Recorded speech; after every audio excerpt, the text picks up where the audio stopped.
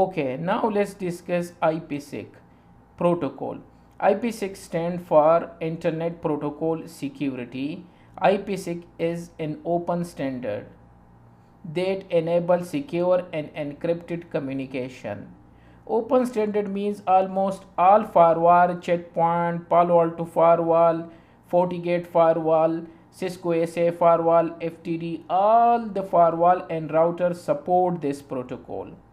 So it means you can configure site-to-site VPN using IPsec between different router and different vendor firewalls. It can be from checkpoint to Palo Alto firewall to FortiGate firewall, whatever the combination. If they support, you can configure and you can use IPsec protocol because it is an open standard. Now this IPsec is a suite of protocol, as a complete package to provide you confidentiality, integrity and authentication.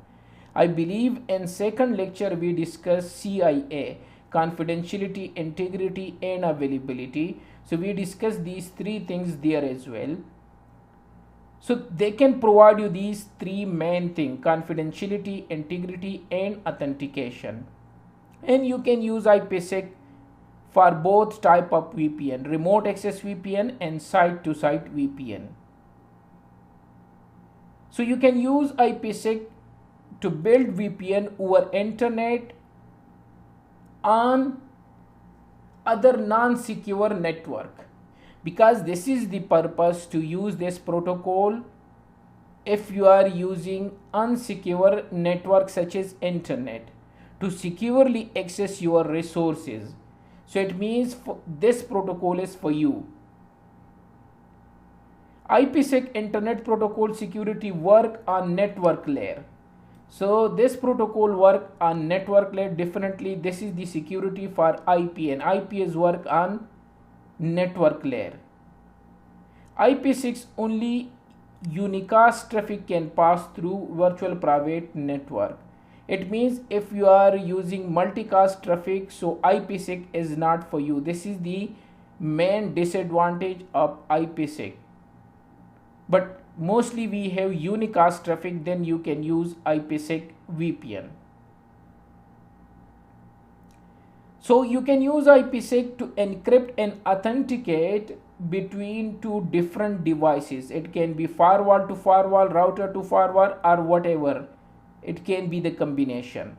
So IPsec is a framework that helps us to protect internet protocol traffic on the network layer. So it will provide the security for IP on the network layer. Now these are the four features of IPsec. Confidentiality. Confidentiality means encrypted the data. So nobody except the sender and receiver to read the data is called confidentiality. When you encrypt the data and send to the receiver and receiver can see only, so this is called confidentiality. Encryption algorithm protect this data so that it can be only read by sender and receiver, and nobody in the middle can read this data. So we need and we use confidentiality. It means the data will keep secret using encryption algorithms such as DS, 3DS and AES. We can use these different algorithms to encrypt the data so that nobody can see and nobody can read them beside the sender and receiver. This is the first feature which provided by IPsec. So when you have a site-to-site VPN, there is internet which is unsecure, so you can use the feature of IPsec to provide you confidentiality to encrypt the data and send from one device to another device. Second feature which can provide you IPsec is integrity. Integrity means that nobody can alter or change the data when the data is in the motion. When you are sending the data from one location to another, from one device to another, from one firewall to another firewall, so nobody in the middle can alter, change and modify the data. So for that purpose we are using integrity, and this integrity feature can be provided by IPsec as well. So this is the second feature provided by IPsec, and I show you integrity. They are using two algorithm which is commonly used, MD5 and SHA, and we discussed this in detail in hashing. So basically that hashing can be used by integrity, and integrity is the feature of IPsec. They can provide you integrity as well.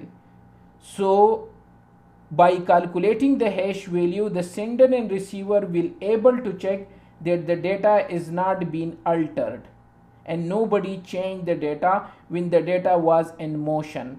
So this is the second feature of IPsec. Third feature which can provide IPsec, authentication. Authentication means both devices will authenticate each other when they are exchanging the data. They will verify the data integrity and authenticity of the message. First they will check it is you, they will send, and they will verify this receiver. This is called authenticate, to verify the person, the device. And they can use for authentication pre-share key, and it can be a certificate as well. The IPsec receive can authenticate the source of the IPsec packet sent,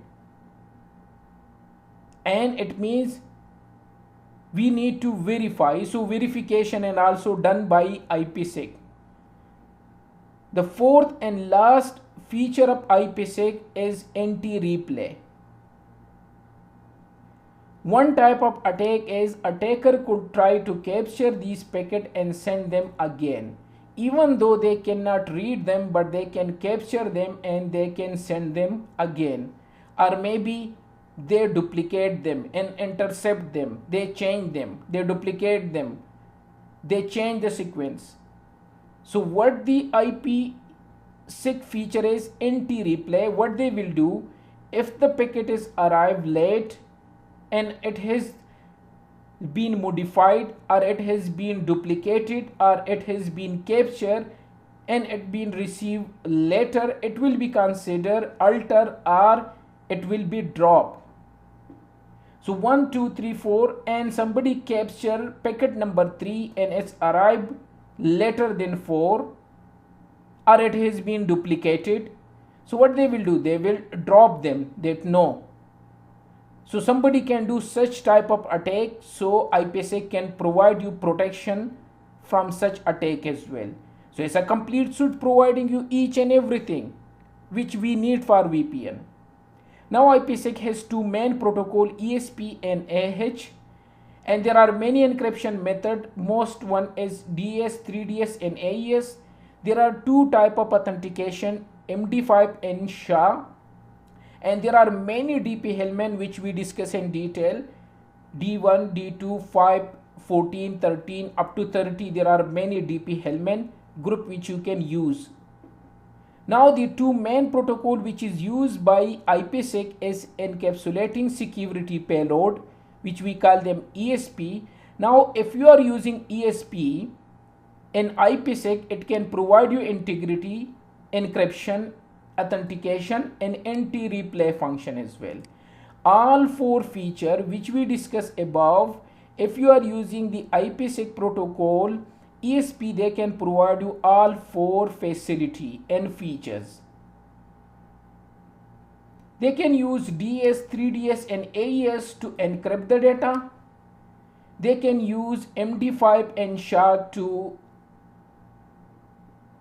generate the hash of the value, and they can use pre-share key and certificate to authenticate. And there is an extra feature, anti-replay, if you are using ESP and IPsec protocol to protect you from duplication of the data as well. So ESP encapsulating security payload provide you all the IPsec features, so which is a good thing. Also keep in mind that ESP use IP protocol number 50. In next video I will show you, when I capture and Wireshark, I will show you protocol number 50. Also I will show you integrity, encryption, authentication and anti-replay related to ESP. Also, another advantage to use ESP, it can be used for NAT as well. If you are using side-to-side VPN and there is a router or layer 3 device which netted your IP, so still you can use ESP. So they can provide you this feature as well. Now, encapsulating security payload protocol support 2 mode. By the way, both the protocols support both mode, transport mode and tunnel mode. And transport mode is use original IP header and insert new ESP header. If you are using transport mode, if you are using ESP and transport mode, then it use the original IP header and insert new ESP header. So this is original IP header. Original IP header is here and they insert a new ESP header, which is this one. This is the only difference if you are using ESP and transport mode. But if you are using ESP and tunnel mode, it use a new IP header which useful for side-to-side VPN. But if you are using in tunnel mode ESP, then it will create a new IP header. Here they are using the original IP header and insert they put their own ESP header. Here even though they put their ESP header, but they create a new IP header and the original IP header is there. This is the only difference if you are using ESP and transport mode and tunnel mode. Now let's go to the other protocol which you can use in ISP, which is authentication header. Authentication header can provide you data integrity and authentication plus entry replay. But unfortunately, IPsec, if you are using authentication header, it will not provide you data encryption. So it means this was providing encryption as well.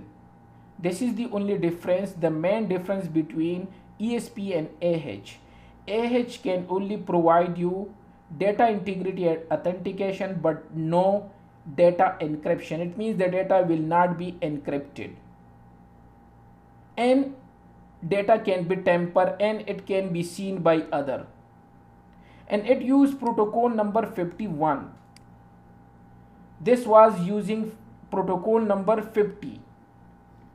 Now coming to NAT, so authentication header does not work with NAT. If there is a NAT device between your two sides, so you cannot use authentication header. So authentication header does not use NAT, network address translation traversal. Authentication header AH protocol support also transport and tunnel like the above one, ESP. And transport mode simply just add AH header after the internet protocol header. So this is the original IP header, TCP header and data. And if you are using in transport mode, this is AH transport mode. So this is the IP header and they put their own AH header and rest of the data is similar because simply just add AH header. That's it. But when in tunnel mode, add a new IP header on the top of original packet. But if you are using them in a tunnel mode, so they will create a new IP header and then there will be AH header and then the original packet. So this is the difference between similar difference like in the other one. Now IPsec mode. There are two modes of IPsec, tunnel mode and transport mode, which we discussed above in both protocol. In tunnel mode, the entire packet is encrypted and authenticated by IPsec. Tunnel mode is the default mode in most Cisco devices. The packet is encapsulated from a new IP header information. And in IPsec tunnel mode, protect layer 3 and upper layer data. Normally we use IPsec tunnel mode and side-to-side VPN, remote access VPN and get VPN. Tunnel mode is more secure and encrypted both the header and payload. Above we discussed. You can go through them again. So you will get the idea. It will generate a new header. Tunnel mode is used to encrypt traffic between secure IP security gateway. Normally we use this tunnel mode between the devices, the main devices, means gateway, such as router, such as firewall, which is on the edge. So normally, and after the edge, the data is not encrypted. So in that case, we are using tunnel mode of IP6. So this is R1 branch 1, this is branch 2, and they have a router. So we are using IP6 tunnel mode we are using to encrypt the data. And after this, the data will not be encrypted and they can reach to each other. And this is internet, so we encrypt the data. So in that situation, if you have a gateway, you have a firewall, and you want, so then in that case you can use tunnel mode. While in transport mode, IPsec only encrypt and authenticate the actual payload of the packet. In transport mode, the header information remain unchanged. This is the things. It means your original information are unchanged, the header information in your IP header. IPsec transport mode is used for end-to-end communication. We are using this for between client and server. Communication between two workstation, two server, client and server, such as to encrypt telnet or RDP session. And IPsec transport mode protect layer 4 and upper layer data. And IPsec transport mode is use original IP header. Original IP header will be visible. So IPsec transport mode used when another tunnel protocols GRE is used. Yes, in that case. And also in dynamic multi-point virtual private network.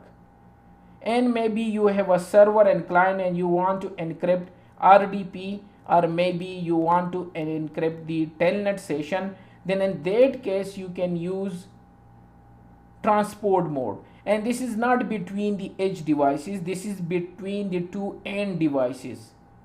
So this is the difference. This was between two edge, or this edge firewall can be a firewall, it can be a router, it can be a router and firewall, it can be any combination. But here these are the end devices. So in that case we are using transport mode. Finally, an IPsec has authentication, hashing, integrity. So we already discussed MD5. You can use MD5, message digest algorithm 5, which produce 128-bit hash value, and second one is SHA, which we discuss in detail, secure hash algorithm, and SHA has many flavor. You can use these two for IPsec authentication or integrity. And for IPsec encryption, you can use DES to encrypt the data so that nobody can read them between two parties. So you can use DES, which is the old one and which was developed by IBM in the year 1970 but later adopted by NIST. Data encryption standard key length is 56-bit and block size is 64-bit. So it means it is less secure as compared to other, and it was cracked many times. So better not to use DES to encrypt and garbage your data from clear text to ciphertext. But this algorithm is there to use for IPsec encryption. Second one is 3DS, which is the advanced version of DES.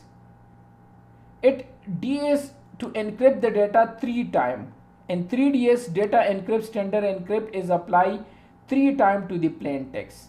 Plain text is encrypted with key 1, then decrypt with key B, and then encrypt again with key C. This is the procedure to make them more secure. So this is the advanced version of DES.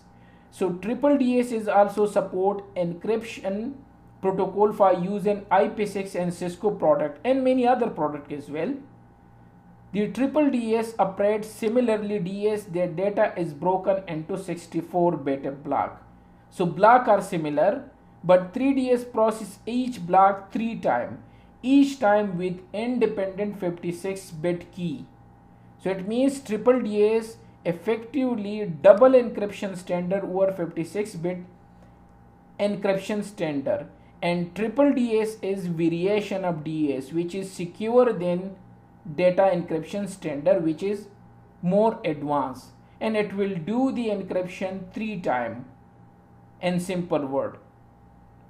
And the final one is AES, advanced encryption standard, which is far better than the above two, which you can encrypt the data, and it was developed in the year 1998, and this is a new and a stronger encryption standard. Firewall can use AES to encrypt using 128-bit, 192 and 256-bit. And normally we say AES 128, AES 192, AES 256. Depend on the key length. So you can use this the advanced way to encrypt the data. It is more secure to transfer, to convert your plain text to garbage data. We can use these methods AES, 3DS and DES. These are the encryption. Encryption means to convert, we already discussed. And these two are the hashing algorithm. Most probably and better to use SHA. And then we discussed two mode of IPsec. Transport mode, which is end-to-end, and these are between the gateways, and tunnel mode. Also we discussed them here, and also two protocol which we can use IPsec, authentication header and ESP, and ESP is better to use if you are using site-to-site VPN. And these are the things which we discuss: ESP and AH, encryption, and also authentication, and DP-Hellman we discussed separately. So this was IPsec, which can provide you a complete package of everything to use them and to securely transfer your data from one device to another, from one site to another.